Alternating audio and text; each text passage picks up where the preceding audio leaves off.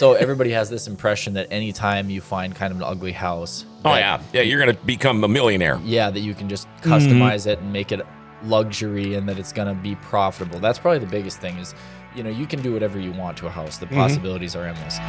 But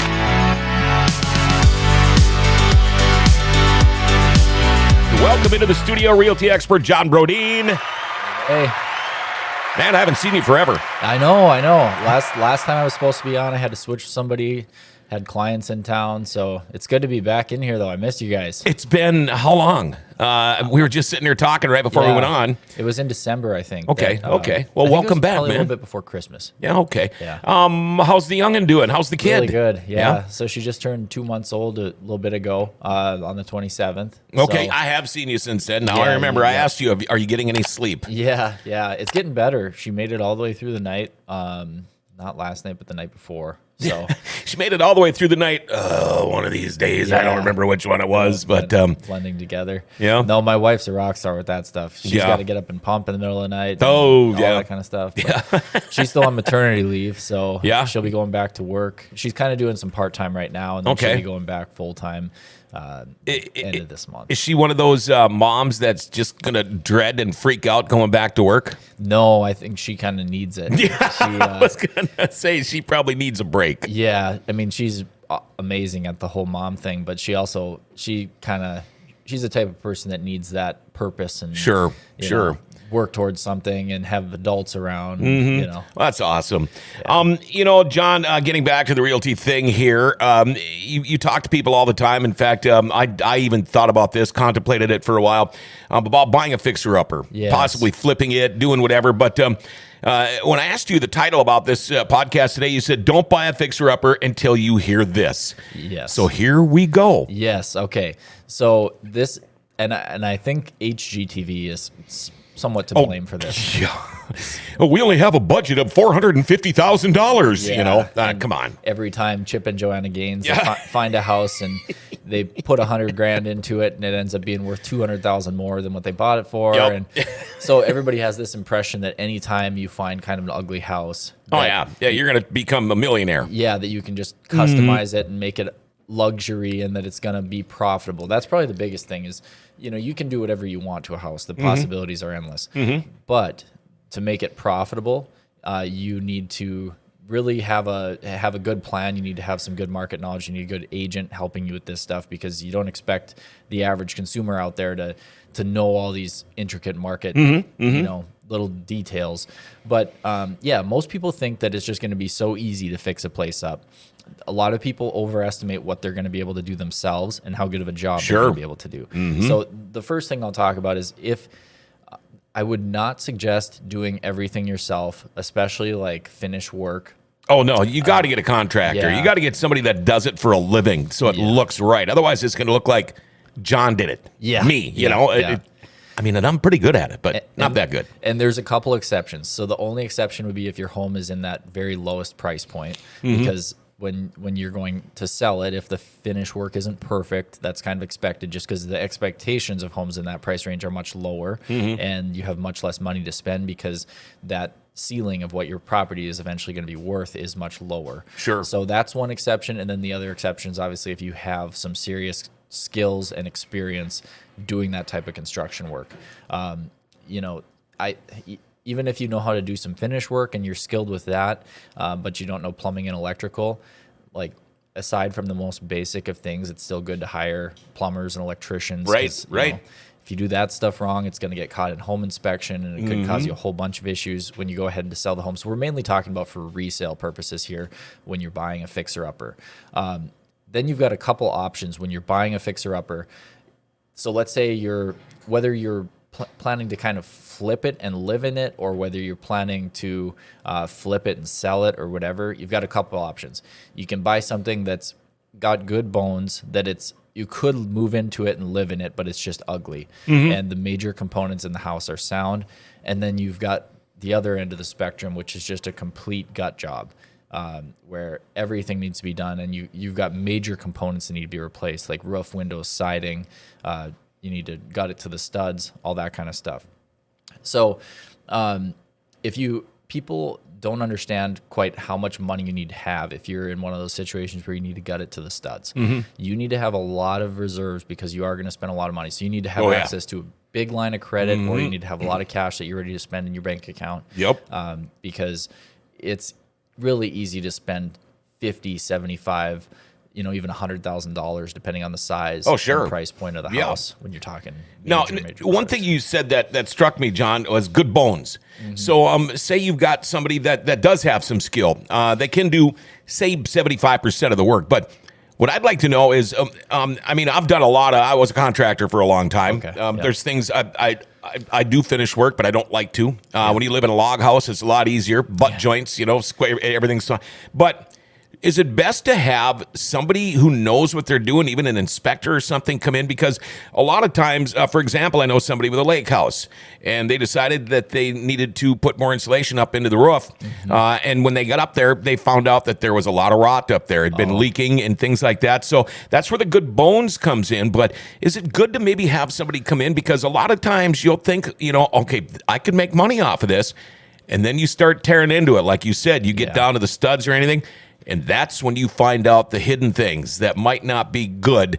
And next thing you know, you're in a world of hurt. You're one step forward, 10 steps back. So the good bones kind of hit me there. Yes. So for that first example I was giving you, where you're buying something that's cosmetically ugly, but the major components are still in decent shape, and you're thinking of probably a lower budget cosmetic renovation. In that case, it's even more important to get a home inspection done, because if like in that case you mentioned, if they would have had an inspection and they would have climbed up in the attic, they would have found out that maybe that roof sheeting was going bad, and that's a way bigger project than they probably planned for. And every little hidden thing like that, especially when you're sinking a lot of money into a place, those unexpected things add up, and that could be the difference between you put $50,000 into it and you get $70,000 back, or you put $70,000 into it and you get $50,000 back. Right.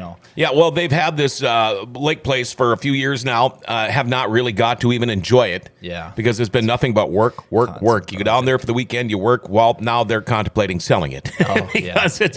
Well, then again, the value of it is probably doubled. Yeah. But and still, that's thanks to the market. Right. But to err on the safe side, actually, that's one of the biggest mistakes somebody can make is, and I've seen a lot of people do this, where they buy a fixer-upper, they have all these big plans for it, maybe they underestimate the cost of everything, and they get partway into it, and they've done 5 out of the 15 projects that need to be done in the house to make it move-in ready and nice, and they've spent a lot of money already, but then they've run out of money or they just give up. And now you've got a house where part of it is very nice and move-in ready and new, and then the other part still needs to be completely gutted. That is going to prevent you from getting top dollar for it, and that's an almost certain way to not be able to get your money back. Unless, of course, you hit a home run with market timing, that could bail you out, but you can never count on that. Sure. So make sure what you plan to do, that you're going to carry it out all the way through. Even if it goes a little bit over budget, it's better for the house to be completely done than halfway done. Halfway done is the worst situation you could be in, because then you're still selling a house that needs work. You're not selling a completely move-in ready house, and that ruins the whole point for resale purposes of buying a fixer-upper and fixing it up to begin with. So, buying a fixer-upper, it is for certain people out there. Yes. Either you have a lot of money where you can hire a lot of contractors, or you're very smart and a great contractor yourself. But you also mentioned you could be a contractor, but that might not cover plumbing. That might not cover wiring or electrical. That's all stuff. If you live in city limits anywhere, that's all got to be inspected. Yeah. My main advice would be, if you're going to do it all the way and do it right. It's otherwise, because there is risk involved. Now you're taking on almost kind of a business venture rather than just buying a home to live in it. Because you don't want to sink all this money into the house. The alternative would just be to buy a move-in ready house that's going to go up as the market goes up, and that you're not going to have to stick additional money into it. When you're talking about sticking additional money into it, it's money out of pocket. And if you don't get that money back, you would have been better off just not having this hassle and buying a move-in ready home. So if you have the skills and experience, that's going to help you, because you're going to cut out that labor cost. But don't cut corners and try to do it yourself if you don't have that skills and experience. And, of course, talk to your real estate agent. Neighborhood is going to be very important with how much money you can actually put into the place and expect to get back out. Don't expect that you're going to fix up, a house in the worst part of town, and all of a sudden it's going to be worth $300,000, and you bought it for $150 and you put $100 into it. Yeah. That's just not going to happen. And you probably have way overextended yourself with how much you put into it. Talk to your real estate agent about the type of finishes you should put in.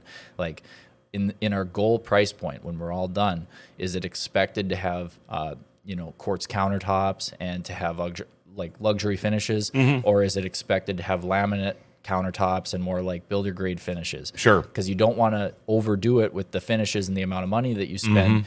If it's over the top for that price range, you're not going to get that money back. Now, some of these houses that are, the true fixer-uppers, are a lot of these, majority of these even listed? Or, and what I'm getting at, John, is do you ever get a phone call from somebody that maybe you have worked with or represented in the past, and they said, hey, I know a guy that's thinking about getting rid of this fixer-upper. John, would you come and take a look at it and guide me or give me some advice? I'm sure, is that something you have to deal with being a realty expert? Yep, I've had that exact situation happen before. I've had it happen where a seller is like, I want you to find an investor that I could sell this directly to. I don't want this to go on the market. I'm kind of embarrassed by the condition this house is in. I don't want pictures of this online. I don't want people walking through this. I want you to find somebody. I'm willing to sell it for below market value so somebody else can take this thing and run with it. I've had that happen. And it's it's people, you also need to be in the mindset that if you're looking for a fixer-upper, like the uglier and the nastier and the worse it smells and the grosser it is, this is actually better because this is more of an indication you can actually buy it below market value. The thing that's going to bail you out is buying it below market value. That's the whole point of finding ugly houses and fixer-uppers, is that you can buy it for, that there's some profit in there. So this is a house that, could be worth $250,000 when it's fixed up. You could buy it for $150,000, need $70,000 worth of work. That's the whole point, is you need to find good deals that profit's built into, and those are going to be the ugly, nasty houses. It doesn't necessarily have to be a complete bomb job, but most flippers are looking for houses that are more bomb job houses. And depending on the neighborhood that this house is in, it could benefit everybody in the neighborhood. Oh, it definitely does. You fix the house up, it's going to help your neighbors with the value of their house, and it's just going to help everybody out. It really does. It really does. It's, you start seeing a neighborhood where more and more of those houses are turning over and they're getting nicer, whether it's young homeowners moving into them and fixing them up, or Absolutely. You've got investors who are fixing them up and reselling them. That helps bring up the values in the neighborhood. That makes the neighborhood look nicer and more well-maintained. It does do great things for a neighborhood. Sure, and you can see that in certain parts of Grand Forks. Yeah, you drive by, there's certain areas of town that I drive by every day, and you'll see, wow, somebody's actually going to finally do something with this house. Yeah. And as you drive by twice a day, you see the progress. Yep. And then you can see it does make the whole neighborhood look a little better, because otherwise you're driving by and boom, your eyes go to that eyesore. Yep. And it's amazing. I've had 2 or 3 in 2022 where there were people who I helped buy the home. Found them a good deal on an ugly house that needs a lot of work. One of them needed more work than the other one. But all 3 of them, they did really well on it. They made a good profit, and they sold after June, where the market turned quite a bit in June. Sure. They sold after June, and they still did really well on these because they bought them right. Right. And they were realistic and smart. They used my advice on what type of finishes to put in. They did a great job. So, use your professionals. So my main advice I'd give people, be realistic about the rehab costs. Don't ever do it halfway, and make sure it's done right, because those are some of the biggest blunders that I see, young first-time home buyers or new investors making when they're doing a fixer-upper project. Well, not only are you a realty expert, John, because I just learned a whole bunch of things again, but you should be change it to realty expert /educator, because every time you guys are in here, I think, I'm learning more and more about the realty world. But it seems like I learn more and more every Wednesday and Friday. If somebody wants to get a hold of realty expert John Brodin, John, how do they do that? Go ahead and follow me on social media. I put out a lot of content, a lot of educational content on all my platforms. If you want to become a client, my number is 701-213-5428. That's my cell phone number. Shoot me a text or give me a call, and I'd love to work together. And we will see you on Friday. Sounds good. All right, there you go. John Brodin, your realty expert. And there's your Berkshire Hathaway bi-weekly podcast for this Wednesday. We'll be back again Friday morning at about 10 o'clock.